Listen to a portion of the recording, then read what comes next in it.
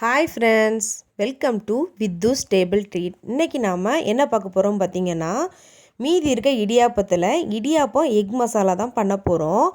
அதுக்கு 10 போல் சின்ன வெங்காயம், ஒரு 5 பல்லு பூண்டு, ஒரு மீடியம் சைஸில் 3 தக்காளி எடுத்து வச்சுருக்கிறேன். அப்புறம் 1 ஸ்பூன் மிளகா வத்தல் தூள், 1 ஸ்பூன் கரம் மசாலா. இது எல்லாமே மிக்ஸி ஜாரில் சேர்த்து தண்ணி விடாமல் நல்லா நைஸாக அரைச்சி எடுத்துக்கலாம். நீங்கள் இப்போ தக்காளி பார்த்திங்கன்னா, நாட்டு தக்காளி சேர்த்திங்கன்னா ரொம்பவே புளிப்பாக இருக்கும். அதனால் நீங்கள் பெங்களூர் தக்காளி எடுத்திங்கன்னா உங்களுக்கு புளிப்பு கொஞ்சம் கம்மியாக இருக்கும். அந்த இடியாப்பம் மசாலா பண்ணும்போது டேஸ்ட் கூட நல்லாயிருக்கும். இப்போது இதுக்கு தேவையான அளவுக்கு உப்பு சேர்த்துக்கலாம். இந்த மசாலாவுக்கு மட்டும் உப்பு சேர்த்துக்கோங்க. ஏன்னா இடியாப்பத்தில் நம்ம உப்பு சேர்த்து தான் ரெடி பண்ணியிருக்கிறோம். இப்போ இந்த மாதிரி நைஸாக அரைச்சி எடுத்துகிட்டு வந்தாச்சு. இடியாப்பத்தையும் இந்த மாதிரி உதிர்த்து வச்சாச்சு. உதிரியாக இருக்கிற மாதிரி எடுத்து வச்சுக்கலாம். இப்போ ஒரு கடாயில் 1 ஸ்பூன் அளவுக்கு எண்ணெய் விட்டுக்கலாம். எண்ணெய் கொஞ்சம் காயட்டும். இதுக்கு நான் 4 முட்டை எடுத்து வச்சுருக்கிறேன். எண்ணெய் கொஞ்சம் காஞ்சதும் இந்த 4 முட்டையும் உடச்சி விட்டு, இந்த முட்டைக்கு தேவையான அளவு உப்பு சேர்த்து முட்டை பொடி மாஸ் பண்ணுற மாதிரி நம்ம உதிரியாக பண்ணி இதை தனியாக எடுத்து வைக்க போகிறோம். நல்லா உதிரியாக இருக்கிற மாதிரி செஞ்சு எடுத்துக்கலாம். இப்போ நல்லா நம்ம இப்போ இதை முட்டையை நல்லா வறுத்துக்கலாம். பாருங்கள், இந்த அளவுக்கு பொடியாக இருக்கணும். இதை தனியாக ஒரு பாத்திரத்தில் எடுத்து வச்சுக்கலாம். அதே கடாயில் 1 ஸ்பூன் அளவுக்கு எண்ணெய் விட்டுக்கலாம்.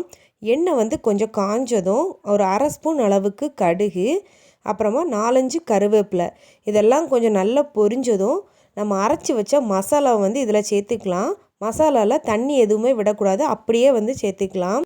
இந்த மசாலா சேர்த்ததும் இதுக்கு நல்ல பச்சை வாசனை போகணும். அந்த அளவுக்கு இப்போ நல்லா வதக்கி எடுக்க போகிறோம். இது சிம்லேயே வச்சு நல்லா வதக்கிக்கலாம். இந்த தண்ணி, இந்த மசாலா அரைக்கும்போது அந்த தக்காளியில் இருக்க தண்ணியெல்லாம் நல்லா வற்றி இந்த அளவுக்கு கெட்டியான பதமாக வரணும். வந்ததும் நம்ம உதிர்த்து வச்சுருந்த இடியாப்பத்தை நம்ம இதில் சேர்த்துக்கலாம்.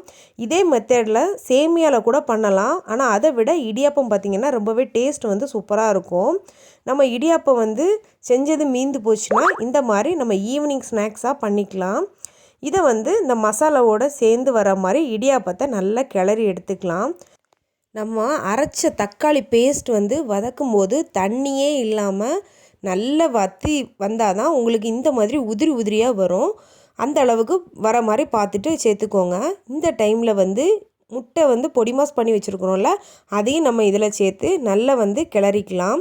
எல்லாம் ஒன்றா கலந்து வர மாதிரி பண்ணிக்கோங்க. நீங்கள் இதில் 4 முட்டைக்கு பதிலாக 5 முட்டை கூட சேர்த்துக்கலாம். ஈவினிங் ஸ்நாக்ஸாக சாப்பிடும்போது ரொம்பவே டேஸ்ட் சூப்பராக இருக்கும். இதை லாஸ்ட்டாக இறக்க முன்னாடி கொத்தமல்லி தூவி நம்ம இப்போ இதை சர்வ் பண்ணலாம். நம்மளோட சூப்பரான இடியாப்பம் எக் மசாலா சூப்பராக ரெடி ஆயிடுச்சு.